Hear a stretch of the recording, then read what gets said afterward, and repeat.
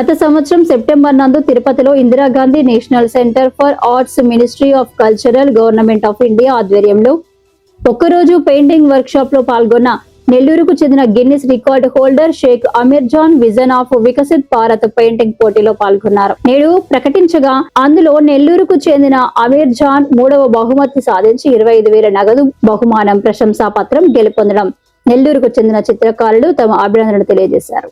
ఈ కార్యక్రమంలో SV Vedic university chancellor Sadasivamurthy ఈ బహుమతి అందజేశారు. ఇందులో కేటీవీ రాఘవన్, కిరణ్ కాంత్ చౌదరి, సాగర్, వెంకట్రెడ్డి తదితరులు పాల్గొన్నారు.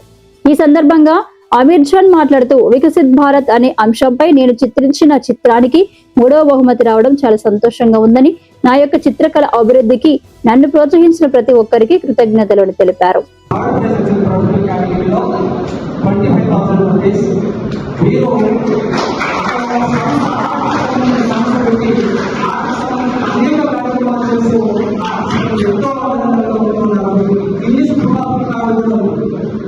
పెయింటింగ్స్ చేయడంలో గిన్నిస్ బుక్ ఆఫ్ రికార్డ్ కూడా ఉంది.